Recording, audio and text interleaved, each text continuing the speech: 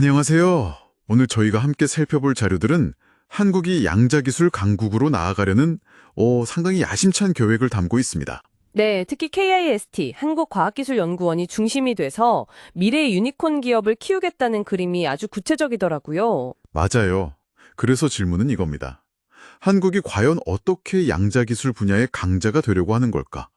이 자료들 속에서 한번 답을 찾아보죠. 좋습니다.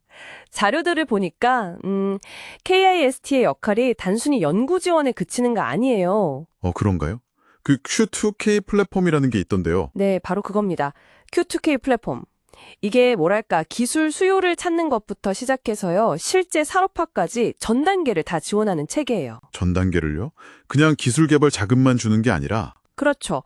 시장에서 뭘 필요로 하는지 알아내고 거기에 맞는 기술 개발하고 그걸 또 스타트업에 연결해주고 뭐랄까 거의 끝까지 책임지는 거죠. 굉장히 체계적이네요. 그중에서도 Q2K 기술 추적 제도, 이게 좀 독특해 보이던데요. 그거 정말 중요한 포인트입니다. 이게 그냥 기술 주고 끝 이게 아니고요. 네, KIST 기술을 가져간 기업이 현장에서 부딪히면서 얻는 경험이 있잖아요. 성공이든 실패든. 네, 그렇죠. 생생한 피드백. 그 피드백이 다시 KIST로 와서 다음 연구 개발의 밑거름이 되는 거예요. 일종의 지식 선순환이죠. 살아있는 시스템이네요. 이게 어쩌면 한국만의 강점이 될 수도 있겠군요. 네, 그럴 가능성이 충분히 있다고 봅니다. 목표가 아주 커요. 글로벌 수준의 양자 유니콘 기업 육성. 네, 자료에도 1000개 이상 프로젝트 추진 얘기도 나오고, 그럼 어떤 기술들에 집중하는 건가요? PQC, QKD, NASQ 이런 용어들이 자주 보이던데요. 네, 핵심 기술 분야들이죠. 우선 PQC는 양자 내성 암호인데요. 양자 컴퓨터가 나와도 뚫리지 않는 암호? 맞습니다. 미래의 양자 컴퓨터 공격에 대비하는 방패 기술이고요. QKD, 양자 키 분배는 아예 물리 법칙을 이용해서 도청을 원천 차단하는 통신 기술이에요. 이론상으로는 가장 안전하죠. 그럼 NISQ는 뭔가요?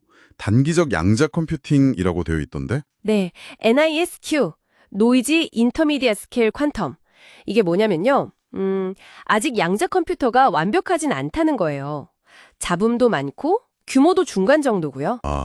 완벽하지 않다? 그럼 아직 쓸모가 없는 거 아닌가요? 그게 아니라는 게 핵심입니다. 존 프레스킬 교수도 강조했지만 이런 불완전한 중간 단계의 양자 컴퓨터로도 특정 문제에서는 지금 컴퓨터보다 훨씬 뛰어난 성능을 보일 수 있다는 거죠. 완벽하지 않아도 쓸모가 있다. 네, 양자 우위를 달성해서 실용적인 가치를 만들 수 있다는 겁니다.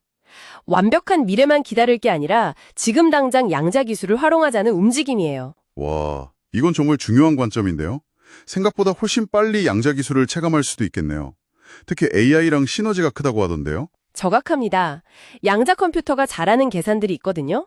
복잡한 경우의 수 처리나 최적화 문제 같은 거요. 네, 이게 AI 모델 학습 시간을 확 줄여주거나 예를 들어 금융 분야에서 양자 광화 학습으로 더 좋은 예측 모델을 만들 수도 있어요. 금융 분야에서도요? 네. 그리고 PQC 같은 양자 보안이란 양자 AI가 합쳐지면 이건 정말 강력한 차세대 보안 인공지능 기반이 될 수 있죠. 정말 파급력이 대단하겠네요. 보안, 의료, 에너지, 소재, 거의 모든 산업에요. 그렇죠. 그런데 당연히 도전 과제도 있습니다. 글로벌 경쟁이 만만치 않아요. 리게티나 아이온큐 같은 회사들 이미 앞서가고 있잖아요. 맞아요. 투자 관점에서 보면 이게 기회이면서 동시에 위험 요인도 되겠네요. 네, 기회라면 역시 NISQ 시대가 열리면서 실용적인 서비스 시장이 생긴다는 점, 정부 지원 의지, 또 우리나라 ICT 인프라 강점, 이런 걸 들 수 있겠죠. 국내 스타트업들도 있던데요. 브라이턴 퀀텀, 쿼드, 블록스. 네, 이런 기업들의 활약도 기대 요인이죠. 양자 센서, 칩, 보안 등 다양한 분야에서요. 그럼 반대로 위험 요인은 뭘까요? 투자자들이 좀 조심해야 할 부분. 역시 하드웨어 개발이 생각보다 더딜 수 있다는 점, 이게 가장 크고요. 그렇죠. 비용 문제도 있을 거고. 네, 고비용 구조의 국제 표준화 경쟁에서 밀릴 수도 있고 또 투자 회수까지 시간이 꽤 걸릴 수 있다는 점은 분명히 고려해야 합니다. 그렇군요. 그럼에도 불구하고 지금 시점에서 좀 유망하게 볼 수 있는 투자 영역이 있다면요? 자료들에서는 몇 가지를 꼽는데요. 역시 당장 시급한 양자 보안, 그러니까 QKD나 PQC 분야가 있고요. 네, 보안은 항상 중요하니까요. 그리고 국방이나 의료 쪽에 쓸 양자 센서, 또 금융이나 데이터 센터 효율화에 활용될 양자 AI, 그리고 점점 커질 양자 클라우드 서비스, 이런 분야들이 주목받고 있습니다. 네.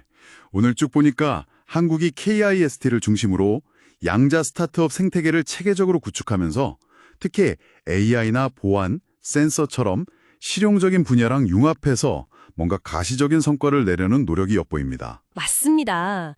이게 그냥 저 먼 미래의 기술 이야기가 아니라는 걸 기억해야 해요.